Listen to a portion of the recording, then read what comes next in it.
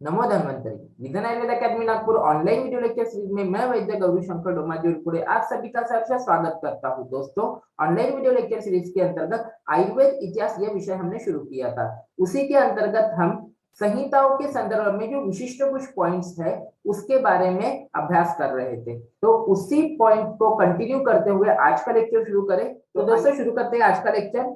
संहिताओं की जो रचना तथा वैशिष्ट्य हमने देखा था, उसमें अभी तक हमने चरक, सुश्रुत, अष्टांग संग्रह, अष्टांग हृदय, योग रत्नाकर, भेद, हारित और उस पश्चात भाव प्रकाश संहिताएं देखी थी। अभी हम आज की इस लेक्चर में सबसे पहले पढ़ने जा रहे हैं काश्यप संहिता। काश्यप संहिता की यदि हम बात करें तो उसको क्या कहा जाता है? विलुप्त तंत्र, मीन्स जो पूरी तरह से अवेलेबल नहीं है। और कुमार वृक्ष तंत्र, जीवक कुमार वृक्ष के नाम से इसको कुमार वृक्ष तंत्र कहा जाता है। आयुर्वेद को पंचम वेद माना हुआ है। किसने माना? तो काश्यप संहिता ने। बाद में किलस्थान विशेष, इसमें काश्यप संहिता में बाल रोग को मद्देनजर रखते हुए या फिर कौमार नृत्य को मद्देनजर रखते हुए किलस्थान यह ऐड किया हुआ है। बाकी की रचना यदि हम बात करें तो वो चरक संहिता के समान ही है। अब आयुर्वेद का जो अवतरण है, इसमें एक अलग ट्रेंड इन्होंने दिया हुआ है कि इनका कहना था कि दक्ष प्रजापति जी ने भास्कर जी को आयुर्वेद का ज्ञान दिया और उन्होंने उनके 16 शिष्यों को दिया। ओके, तो ये आपको ऐसे का ऐसा याद करना है। ध्यान में रखना, आयुर्वेद को पंचम वेद माना हुआ है। किसने माना हुआ है एग्जैक्टली आता है आपको? तो भास्कर ने माना हुआ है। ओके, और ये रेफरेंस जो है काश्यप संहिता में आता है, इसलिए इसको काश्यप संहिता का रेफरेंस मानते हैं। अब आहार को इन्होंने क्या कहा है? महाभेषज। देखिए, जल को महारस किसने कहा था? तो भेल ने कहा था, राइट। और उसके पश्चात महौषध किसको कहा था? तो आहार को कहा था, राइट। तो एक बार देख लेते हैं, हम वो भी पॉइंट आपको दिखा देते हैं। ये पॉइंट हमने ऑलरेडी पढ़ा हुआ था। देखिए, बेल संहिता का, राइट। तो ये और इसी के साथ साथ यदि हमने अभी काश्यप संहिता की बात करी तो काश्यप संहिता में क्या बोला हुआ है कि महाभेषज, महाभेषज आहार को कहा हुआ, आतुरागार, अरिष्टागार, ठीक है, पर्याय। बाद में सप्तविध कषाय कल्पनाओं का यहाँ पर उल्लेख है। अब फिर से एक बार प्रश्न आ जाता है, पंचविध कषाय कल्पना चरक, ठीक है, उस पश्चात सुश्रुत के कितने? 6, और उसके बाद सप्तविध कषाय कल्पना कौन? तो काश्यप। क्लियर कट है। 7 कौन सी आई है इसमें? जो 2 एक्स्ट्रा आई हुई है उसमें चूर्ण और अभिशव, ये पता है आपको अभी। उस पश्चात त्रिसमा गुटिका, त्रिसमा के बारे में हमारा हो चुका है, राइट। कहां पर पढ़ा था हमने? द्रव्य गुण में, जब हमने मिश्रक गण पढ़ा था वहां पर पढ़ा था। तो हरी, शुंठी और गुड़, बराबर है। तो नोट करके रख दो। हरी क्या करता है? शुंठी के साथ गुड़ समान भाग में खाता है, इसलिए इसको त्रिसमा गुटिका कहते हैं। बाद में औषध को युक्ति व्यपाश्रय माना हुआ है और भेषज दैव व्यपाश्रय, ऐसे यहाँ पर पर्याय मिलते हैं आपको। अम्ल पित्त को शुक्तक नाम से वर्णन किया हुआ है। वर्धमान पिप्पली का प्रयोग बताया हुआ है यक्ष्मा में। तो कुछ नई चीज नहीं है क्योंकि चरक ने भी बताई हुई है। मातंगी विद्या, अब देख लो, महामायुरी विद्या अष्टांग संग्रह और मातंगी विद्या काश्यप संहिता। स्तन किलक और हलिमक नाम से स्वतंत्र वैद्यों का वर्णन है। कटु तेल को क्या बोला है? कटु तेल यानी कि सरसों तेल, बराबर है। इसको क्या बोला हुआ है? प्लीहानाशक बोला है। तो कटु तेल का नस्यार्थ प्रयोग किसने बताया था? योग रत्नाकर। हमने बोला था कि जो रामदेव बाबा जी है वो बहुत कटु कटु बात करते हैं, राइट। तो ऐसा याद रखा था। तो कटु तेल नस्यार्थ योग रत्नाकर ने बताया, और प्लीहानाशक किसने बताया हुआ है? काश्यप संहिता ने। अलग अलग अनुपानों के साथ अलग अलग व्याधियों में कटु तेल का वर्णन है। कर्णवेदन कौन से मास में? 6, 7 और 8 मास में, ठीक है। तो ये आपको ऑलरेडी पता है, ये आपको काश्यप में होने वाला है। यवागु कितने? 7 बताई हुई है। उस पश्चात ज्वर और यक्ष्मा में रुद्र पूजा, एक बार पढ़ लीजिए, अब ऐसे क्वेश्चन जनरली पूछते नहीं है। बाद में नवायस लोह, ध्यान में रखना यहाँ पर क्या आया है? नवायस लोह, नवायस चूर्ण नहीं, नवायस लोह, ठीक है। नवायस लोह किसने बताया हुआ है? शोथ में। और बाद में चक्रदत्त ने कुष्ठ में, वो आगे आने वाला है, हम वहीं से पढ़ेंगे चक्रदत्त का जो कुछ भी रहेगा। बाद में चिकित्सा स्थान में प्रसूति और बाद में बाल ग्रह का वर्णन आया हुआ है, ठीक है। 40 धूपों का वर्णन है, 13 प्रकार के सन्निपात ज्वरों का वर्णन है। ये सब काश्यप में आपको पढ़ाया जाता है। रस विकल्प कितने बताए उन्होंने? 63, ठीक है। तो क्या बोला है? जाम रस्ता और जानी दोस्त, इसका कोड किया है मैंने आपको चरक पढ़ाते वक्त बताया हुआ है ये सब कोड, ठीक है। जानी दोस्त, जानी JN, और जाम रस्ता, रस्ता कैसा है? जाम है, राइट। इस तरीके से आपको याद रखना। तो ये हो गया काश्यप। यहाँ पर बहुत फोकस नहीं करेंगे क्योंकि काश्यप अलग से आपको पढ़ाया जाता है। योग रचना करके महत्वपूर्ण योग। अब इन योगों में से टिपिकल प्रश्न बन सकता है, तो कहां पर बन सकता है, हम ज्यादा फोकस वहीं पर करेंगे। बाकी काम फ्रेंड फटाफट मैं आपको कोड बताऊंगा, आप सिर्फ नोट करते जाओ कोड, हम ज्यादा यहाँ पर रिवाइज नहीं करेंगे। देखो सीतोपलादी कहां पर बोला हुआ है, विषम ज्वर में, ठीक है। तो इसको कैसा याद रखोगे, ये जो सीता है ना, सीता, सीता को विष खिला दो, हो गया, सीता को विष खिला दो। चंद्र प्रभावती, ठीक है। तो अतिसार में क्या होता है, हमारी कांति और प्रभा का नाश हो जाता है, हो गया कोड आपका। चलो सीता को क्या दोगे, विष दोगे, ठीक है। अतिसार में क्या होगा, प्रभा का नाश होगा, ऐसा याद रख सकते हो। बाद में यहाँ पर देख लो, हरितकी, तक्र हरितकी, ये तो मुझे बताने की कोई जरूरत नहीं क्योंकि आपको पता है कि तक्र ग्रहणी में दिया जाता है। तो तक्र हरितकी, ग्रहणी के ह से हरितकी याद रख लेना, और तक्र तो दिया ही जाता है। बाद में योगराज गुगुल, देखो पांडु में बताया हुआ है दोस्तों, योगराज गुगुल जो है वो पांडु में, very very very very important. तो जितने भी योगी लोग रहते हैं वो कैसे रहते हैं, पांडु रहते हैं। कैसे रहते हैं, पांडु रहते हैं। पांडु हम पागल बोलते कि नहीं, वैसा रहते हैं, तो पांडु रहते हैं। चलो सीता को विष खिलाया, अतिसार से प्रभा नष्ट हुई, ग्रहणी तक्र हरित की। योग वाले जो रहते हैं या फिर योगी लोग जो रहते हैं वो कैसे पांडु रहते हैं, ऐसा याद रख सकते हैं। कैशोर गुगुल वात रक्त, ये आपको ऑलरेडी पता है। सेना गुगुल अमृत, ये भी आपको अच्छे से पता है। लौह गुगुल शूल व्याधि, तो क्या करना, लोहे से मारना, तो उससे क्या हो जाएगा, शूल हो जाएगा। लोहे से मारने पर क्या हो जाएगा, तो शूल हो जाएगा। उस पश्चात अष्टमंगल घृत, ठीक है। तो यहाँ पर याद रखना मंगल ग्रह, मंगल ग्रह नोट करके रख दो। वानर है ना, ये जो वानर है, वानर को वाजी, वाजी यानी घोड़े के ऊपर निकाल देना। इमेजिन करो कि एक घोड़ा खड़ा है और उसके ऊपर वानर बैठा हुआ है, मतलब जो दूल्हा होता है वो वानर है, ऐसा मेरा कहना नहीं है, तो हमको ऐसा इमेजिन करना है, ठीक है। तो वो दूल्हे को आप वानर इमेजिन करो तो आपको इजीली याद रह जाएगा। अब उसके आगे और एक आने वाला है, वह है चंद्रोदय रस। अब इसको कैसा याद रखोगे, तो चंद्रोदय रस, तो वाजी पर यानी कि घोड़े पर बैठकर जो दूल्हा है यानी कि जो वानर है वो क्या देख रहा है, चंद्र को देख रहा है, चांद को देख रहा है ना, तो चांद की तरफ जा रहा है ना वो, तो चंद्रोदय रस, ऐसा याद रख सकते, चांद यानी कि उसकी दुल्हन। तो इमेजिन करना है आपको कि घोड़ा है और घोड़े पर वानर यानी कि दूल्हा बैठा हुआ है और वो उसकी दुल्हन के पास यानी कि चांद के पास जा रहा है, तो ऐसा इमेजिन कर लो, वाजीकरण आपको याद रह जाएगा। सिस्टम से अगर आप जोड़ देते हो तो आपको अच्छे से याद रहेगा। तो क्या बोला मैंने, सीता को विष, प्रभा का नाश अतिसार से हो जाता है, ग्रहणी में तक्र हरित की, योगी लोग पांडु होते हैं, कैशोर गुगुल वात रक्त, सिंहनाद आमवत, लोहा से, लोहा जो होता है उससे क्या करना, शूल उत्पन्न होता है अगर आप मार दोगे किसी को तो। अष्टमंगल को मंगल ग्रह, वानर और चांद, ये वाजीकरण। अब त्रिफला गुगुल, अब क्या करना, नाड़ी व्रण जो होता है भगंदर या फिर नाड़ी व्रण, ये कैसा होता है, नाड़ी ऐसी होती है, ठीक है। अब ये नाड़ी में क्या करना, आप आवड़ा, हरडा और बेहरा क्या कर देना, फिक्स कर देना, हो गया। तो ये नाड़ी हो जाएगी पैक, तो नाड़ी की ट्रीटमेंट हो गई त्रिफला से, ऐसा याद रख सकते हो। तो क्या किया हमने, ये जो त्रिफला है, त्रिफला को ये नाड़ी में फिक्स कर दिया, इमेजिनेशन है ये सब, तो उससे क्या हो गया, नाड़ी व्रण ठीक हो गया, ऐसा याद रख लिया। अब लक्ष्य, तो जब भी भग्न होता है तो उसकी सेटिंग जो करते हो आप, तो उसको लक्ष्य देकर करना, कैसे करना, लक्ष्य देकर, ठीक है। तो नोट कर सकते हो आप, तो लक्ष्य आभा, आभा के भ से भग्न, और लक्ष्य देकर आपको उस भग्न की ट्रीटमेंट करनी है, तो ये भी याद रख। नव कार्शिक गुगुल, वेरी इंपॉर्टेंट, तो नवा भगंदर,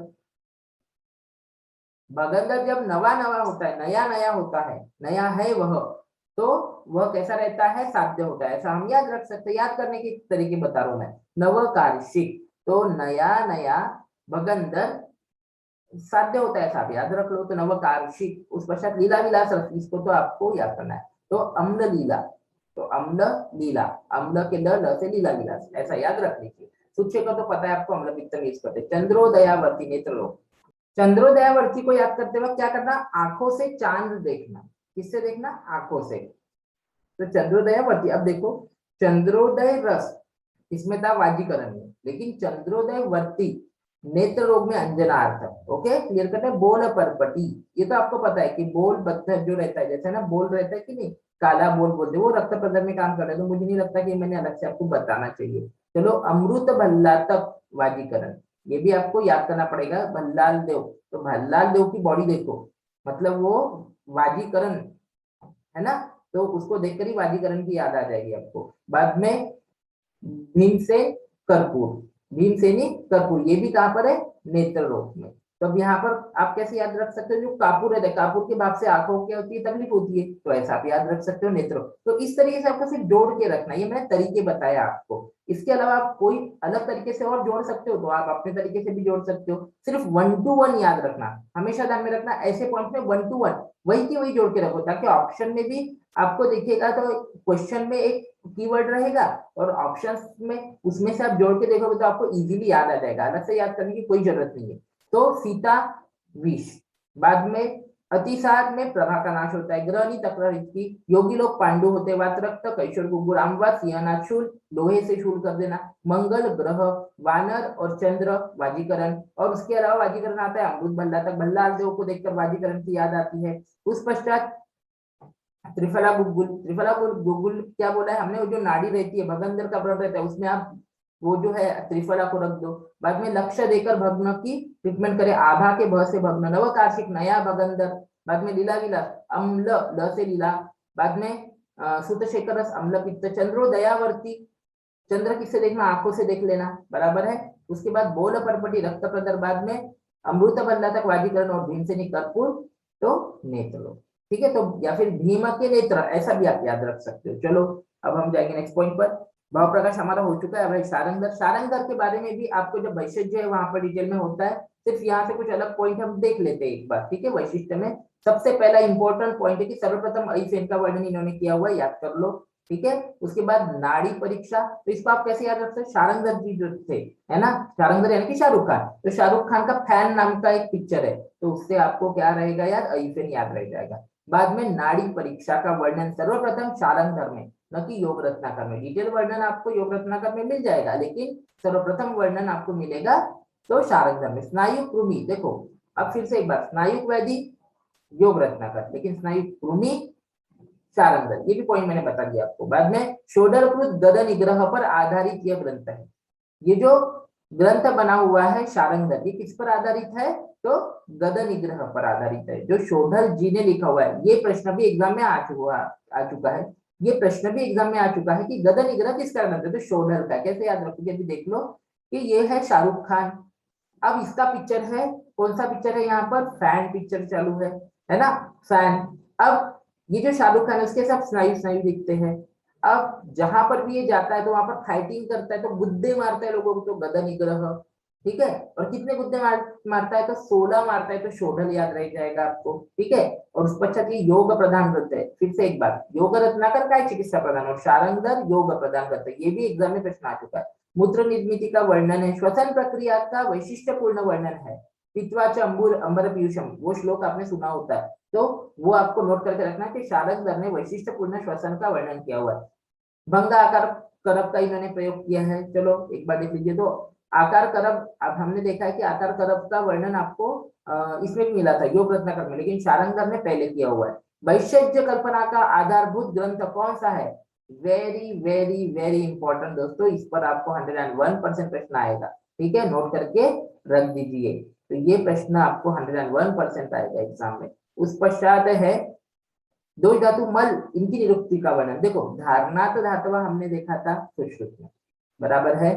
बाद में हमने ऐसे ही पॉइंट्स देखे थे, श्रवणात स्रोतांसी, सरनाथ शिरा, चरक सूत्रस्थान 30 में, ठीक है।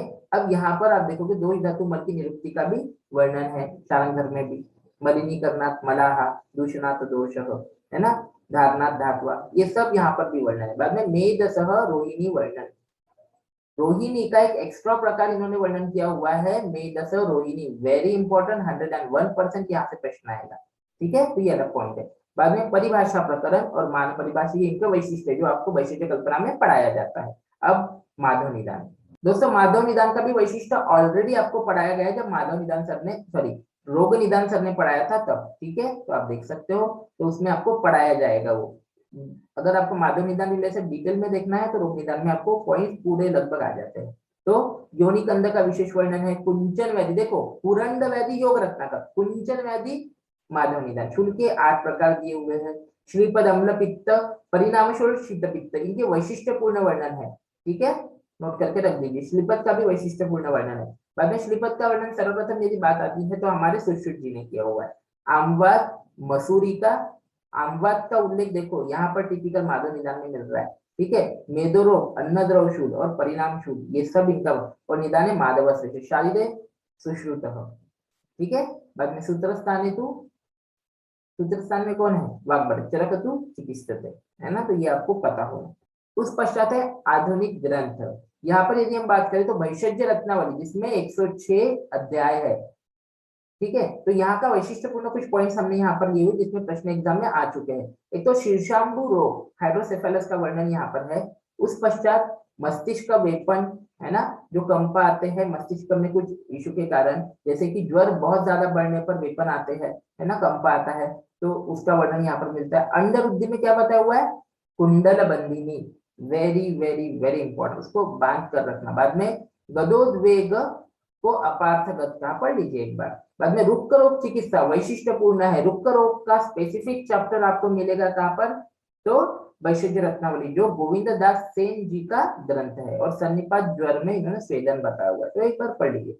बृहद संहिता किसकी है, तो वराहमिहिर की, ये प्रश्न एग्जाम में आ चुका है। और इन्होंने वादीकरण में कंदर्पिक नाम का एक व्याधि वर्णन किया है, जैसे का वैसा याद कर लो। उस पश्चात वंगसेन संहिता क्या है, इसको भी क्या कहा जाता है, चिकित्सा सार संग्रह, और चिकित्सा सार संग्रह चक्रदत्त का भी एक ग्रंथ है, उसका भी नाम चिकित्सा सार संग्रह। ठीक है, तो ये कंफ्यूजन होता है जनरली। चलो, बाद में वंगसेन अगस्त्य संहिता के कौन थे, प्रतिसंस्कर्ता थे। कौन से संहिता के, अगस्त्य, याद करना है जैसे का वैसा है, यहाँ पर कोई भी कोड नहीं रहेगा। सोम रोग का सर्वप्रथम वर्णन किसमें मिलता है, तो वंगसेन संहिता में। दोस्तों नोट करके रख दो, अब अच्छे से ध्यान में रखना। सोम रोग का सर्वप्रथम वर्णन वंगसेन संहिता, और यह वर्णन किसमें मिलता है आपको, तो योग रत्नाकर में भी मिलता है। तो वंगसेन संहिता बहुत पहले आ चुकी है। ठीक है, तो सोम रोग का सर्वप्रथम वर्णन, ऐसा प्रश्न एग्जाम में आपको दिख रहा है तो आंसर क्या लिखना, वंगसेन संहिता। तो जो सोमवार रहता है ना, श्रावण सोमवार, तो उस वक्त आपको कोई सब्जी खानी है तो क्या करना, जो बैगन रहता है, बैगन, बैगन यानी कि वांगे, वांगे म्हणजे वंगसेन, है ना, तो वंगसेन का कोई भी पॉइंट आता था उसको वांगो से, वांगे मतलब बैगन, उससे जोड़ के रखते हैं। ठीक है, तो वो सोमवार को खाना ऐसा। अब शाखोटक वेरी इंपॉर्टेंट दोस्तों, शाखोटक कषाय आपको प्रैक्टिकली भी अवेलेबल है मार्केट में। तो श्लीपद व्याधि में शाखोटक, यक्ष्मा जातिफल। ओके, अब वसवराज्यम, वसवराज्यम वसवराजकृत, यह एक ग्रंथ है जो आंध्र प्रदेश का ग्रंथ है। अब वेरी इंपॉर्टेंट श्रेष्ठता पर प्रश्न आता है। कृत युग का श्रेष्ठ ग्रंथ है चरक, त्रेता युग का है रसार्णव। ओके, बाद में द्वापर युग का है सिद्ध विद्या, और कली युग का है वसवराज्यम। इन्होंने खुद की तारीफ कर दी है। ठीक है, तो नोट करके रख दीजिए। चलो, वैशज्य रत्नावली के कर्ता कौन, गोविंद दास सेन जी। उसमें कितने अध्याय है, 106 अध्याय है। अब योग तरंगिनी, ये किसका ग्रंथ है, त्रिमल्ल भट्ट। जितने भी मल्ल लोग होते हैं वो क्या करते हैं, योग करते हैं, और जिसके कारण वो बाद में तरंगने लगते हैं, ऐसा याद रख लेना। ये भी चिकित्सा प्रधान करते, इन्होंने फिरंग में शंखिया का प्रयोग बताया हुआ, एक बार पढ़ लीजिए। गद निग्रह, ये किसका है, शोधल कृत ग्रंथ है, और रसायन में तिल का प्रयोग बताया, एक बार पढ़ लीजिए ऐसे। ठीक है, अन्य महत्वपूर्ण पॉइंट्स, तंत्र, सूत्र रूप ग्रंथ को क्या कहते हैं, तंत्र, सूत्र रूप मतलब अग्निवेश तंत्र। उसके बाद संहिता, चरक संहिता, भाष्य रूप ग्रंथ को क्या कहते हैं, संहिता। दोस्तों 101% ये साहित्य से रिलेटेड प्रश्न आ सकता है। वार्तिककार कौन है, क्षीरदत्त स्वामी। ठीक है, नोट करके रखना, वार्तिककार क्षीरदत्त स्वामी। ठीक है, नहीं तो हमको ये याद आता है जो हमने परिहार वार्तिक चरक की टीका देखी थी, उसके कर्ता आषाढ़ वर्मा थे, तो हम गलती से वार्तिककार आषाढ़ वर्मा को लिख सकते, लेकिन नहीं लिखना। क्या लिखना, वार्तिककार क्षीरदत्त स्वामी। तो क्या करना, ये जो क्षीरदत्त स्वामी है उनके सामने नमस्कार करना, और वात लगाना, मतलब वाट नहीं लगाना, वात लगाना। वो तेल की अपन दिया लगाते कि नहीं, उसको हम, जो ये रहता है उसमें दिया में, तो उसको हम वर्ती कहते हैं। ओके, तो उसको वात लगाना। चलो, वाट मत लगाना। बाद में पंजिकाकार कौन है, भास्कर, इन्होंने लघु पंजिका लिखी है सुश्रुत पर। और चंद्रिकाकार कौन है, तो गयदास जी, तो गया दास चंद्र पर, ऐसा याद रख सकते हो। काल, आदिकाल की संहिताएं कौन सी है, मतलब जो सबसे पहला काल था, ब्रह्म संहिता, धन्वंतरी संहिता। उस पश्चात मध्यकाल की कौन सी है, तो शारंगधर और माधव निदान। प्राचीन, प्राचीन किसको कहते हैं, बृहत्रयी और काश्यप संहिता को। ठीक है, और आधुनिक भाव प्रकाश को। फिर से एक बार देखते हैं, आदि, ब्रह्म संहिता, धन्वंतरी संहिता जो प्रधान संहिताएं थी। उसके बाद प्राचीन बृहत्रयी और काश्यप संहिता, मध्य शारंगर और माध्यम और आधुनिक भावप्रकाश। इस पर प्रश्न एग्जाम में आ चुका है, नोट करके रखना। ये टेबल में से भास्कर का पांजिकाकार पूछा हुआ है, चंद्रिकाकार रैदास का पूछा हुआ है, वार्तिकार शिवदत्त स्वामी का पूछा हुआ है। तो ये प्रश्न एग्जाम में आ चुके हैं, वेरी वेरी वेरी इंपॉर्टेंट, अच्छे से याद कर लो। अब चक्रदत्त, चक्रदत्त के ग्रंथ का नाम है चक्र संग्रह या फिर चिकित्सा सार संग्रह। चिकित्सा सार संग्रह में और देखा था कहां पर, मंगसेन में, ठीक है। अब ग्रहणी में परपटी का सर्वप्रथम उल्लेख, आप सभी को पता है कि ग्रहणी में परपटियों का प्रयोग किया जाता है, तो इसका सर्वप्रथम उल्लेख कहां पर मिलता है, तो चक्रदत्त में मिलता है। बाद में क्षार सूत्र विधि का सर्वप्रथम वर्णन, देखो क्षार का सर्वप्रथम वर्णन सुश्रुत, लेकिन क्षार सूत्र का विधि किसने किया है, तो चक्रदत्त ने। आम बात में वैतरण बस्ती तथा क्षार बस्ती का वर्णन सिंहनाथ, योगराज और रसोंसुरा, इनका उपयोग इन्होंने आम बात में बताया, तो नोट करके रख दो, वेरी वेरी वेरी इंपॉर्टेंट, अच्छे से देख लो शांति से। ग्रहणी में परपटिका, वैसे क्षार सूत्र का वर्णन अर्श में, बाद में आमवात में वैतरण बस्ती और सिंहनाथ, योगराज और रसोंसुरा, इनका भी आमवात में, और रत्न प्रभा जो व्याख्या है निश्चल करती, ये चक्रदत्त पर लिखी गई व्याख्या है। जैसे चरक संहिता पर चक्रदत्त टीका है ना, तो वैसे ही चक्रदत्त पर निश्चलकर जी ने रत्न प्रभा व्याख्या लिखी हुई है, ठीक है। शोडल कृत गद निग्रह पर आधारित ग्रंथ कौन सा, तो शारंगर संहिता। क्लियर करते हैं, तो ऐसे कुछ प्रश्न आपको एग्जाम में आते रहते हैं। चलो उस पश्चात चक्रदत्त के वर्णित योग, इसको हम याद करेंगे। चक्रदत्त वर्णित योग कौन से है, सबसे पहला देख लो शूल। शूल में मैंने क्या बताया था आपको, जब हमने योग रत्ना करके पढ़े थे, तो लोह, तो वहां पर लोह गुल यूज किया था, यहाँ पर लोह भस्म, तो लोह लोह आप याद रख लोगे, तो शूल में ही है। नारिकेल खंड, ये अलग पॉइंट है, याद करके रख दो, ठीक है। तो नारिकेल आपके पेट के समान है, इसलिए पेट में जब शूल होता है तो नारिकेल खा लेना, ठीक है।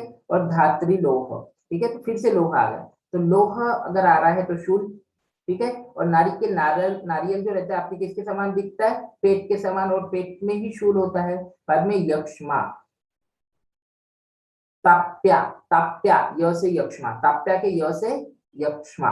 अर्शो, ठीक है, तो क्या करना, अर्श आपको ठीक करना है, तो ये जो भाला होता है ना, भाला, भाला के मुख को अग्नि पर तप्त करना, उससे अर्श काट देना, ऐसा याद रख लोगे।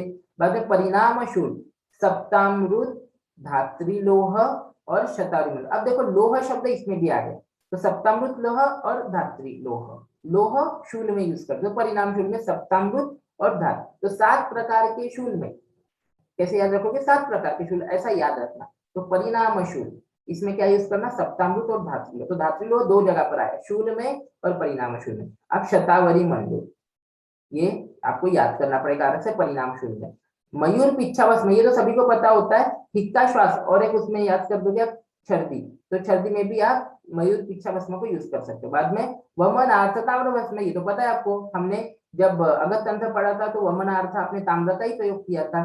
बाद में पुष्ट नवायस रसायन, आप फिर से एक बार देख लो, वहां पर नवायस लोह था जो शोथ में था, ठीक है, और यहाँ पर नवायस रसायन है जो पुष्ट में है। वेरी वेरी वेरी इंपॉर्टेंट, समझ में आया, तो अच्छे से याद करके रख दो, नवायस रसायन और नवायस लोह। नवायस लोह शोथ में दिया हुआ है इसने, तो काश्यप ने, और नवायस रसायन पुष्ट में दिया हुआ है इसने, तो चक्रदत्त ने। बाल रोग, स्वर्ण, तो बालक को आप स्वर्ण खिलाते हो, चलो ये भी याद रह जाएगा। Shefali, very very very important, market में अवेलेबल है शैफाली क्वाथ, इसको पारिजातक क्वाथ कहते हैं, जो गुदरसी और विषम ज्वर में उपयोग किया जाता है। वेरी इंपॉर्टेंट, गुदरसी के पेशेंट को आप जो पारिजातक होते हैं उसके पुष्प और उसके पत्र, इनका अगर क्वाथ बनाकर पिलाओगे तो वो लगभग 15 दिन 20 दिन सीवियरिटी के ऊपर काम करता है, ठीक है, बहुत अच्छा ड्रग है ये पारिजातक, उसको ही शैफाली क्वाथ अभी उसका बोल रहे हैं। उसके पश्चात कोई शैफाली को निर्गुंडी भी बोलते हैं, लेकिन हम यहाँ पर शैफाली से पारिजातक ही याद रख रहे हैं। बाद में मुख रोग, सहकार, क्या बोला है, सहकार, तो सहकार को हम याद, आपको पता होगा सहकार भोजन, हमने आम्र बोला है सहकार को, आम्र कहाँ पर पड़ा था, वसंत ऋतु में, तो सहकार गुटिका, तो मुख से आप सहकार खा लेना, सहकार यानी कि आम्र, ओके, तो ऐसा आप याद रख सकते हो। तो चक्रदत्त वर्णित योग, जहां पर भी लोहा आ रहा है तो शूल, और सप्तामृत लोहा टिपिकल आ रहा है तो परिणाम शूल। शतावरी मंडल सब। बाद में ताप्यादि के य से यक्ष्मा, अर्श में क्या करना, भल्ला तक लेना, है ना, बल्ला तक लो या फिर भाला लो, उसको अग्नि पर तप्त करो और अर्श को काट दो। बाद में मयूर पिच्छा भस्म, टिपिकली कहाँ पर है, हिक्का श्वास और छर्दी भी। बाद में वमनार्थ ताम्र, नवायस रसायन कुष्ठ, नवायस लोह, कहाँ पर यूज किया था नवायस लोह हमने, शोथ में। स्वर्ण बाल को खिला दो, शैफालिक वात, विषम ज्वर और रुद्रसी। उस पश्चात मुख रोग जो रहेगा उसमें सहकार होगा। तो ये इंपॉर्टेंट था। उस पश्चात लास्ट पॉइंट आज के लेक्चर का देख लेते हैं, भारद्वाज। अब देख लो यहाँ पर भारद्वाज, ये 3 है, कोई प्रश्न पूछने वाला नहीं आपको, ये टेबल आप अच्छे से पढ़ लो, खुद ही पढ़ लो, ठीक है। आत्रेय और धन्वंतरी। अब आयुष औषधि, very very very important, directly आपको कोड बताता हूँ, आप टीएनएम मेथड से कोड ऐड करते जाओ या फिर राइमिंग मेथड से, ओके। तो क्या है यहाँ पर देख लेते हैं हम, आयुष 8। अब देखो आपका ब्रेन कैसा दिखता है, ये हो गया आपका ब्रेन, कार्पस कैलोसम, है ना। तो देख लो 8 के समान दिखता है, तो ये मेधा बढ़ती है इससे, इससे दिख रहा है 8 के समान, तो मेधा बढ़ता है। अब 55, लाला जी का मेद, किसका मेद, लाला जी का मेद। बाद में अपस्मार,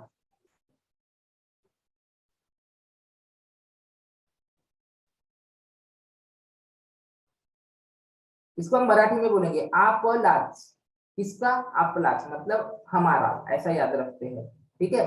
या फिर अप्पा जी जो होते हैं, अप्पा जी, अप्पा जी, ठीक है, इनके सामने बहुएं क्या होती है, लाजती है, उनको लज्जा होती है, ऐसा भी याद रख सकते हो। तो हम मराठी वाले क्या याद रखते हैं, आपलाच, ओके। और जो हिंदी वाले हैं, अप्पा जी के सामने बहु को क्या होता है, तो लाज लगती, लज्जा लगती है। नेक्स्ट है श्वित्रनाशक।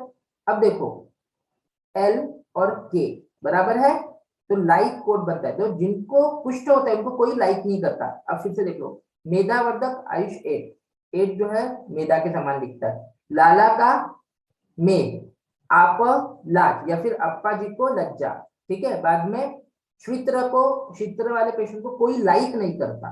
बाद में जितने भी मधुमेह वाले पेशेंट है उनको वैन में लेकर जाओ, ठीक है, हॉस्पिटल में वैन में लेकर जाना, ठीक है, क्योंकि उनकी शुगर कम हो जाती है तो उनको वैन में लेके जाना पड़ता है। उस पश्चात आयुष 64, ये आपको सभी को पता है, मलेरिया स्लीपर अभी बहुत हो गया, ये कोरोना के सिचुएशन में आपको याद हो गया, तो स्लीपर में भी ये यूज होता है, तो इसका कोड मैं नहीं बताऊंगा। AC4 ये गर्भ निरोधक है, ये भी आप याद कर लो, ठीक है, AC4।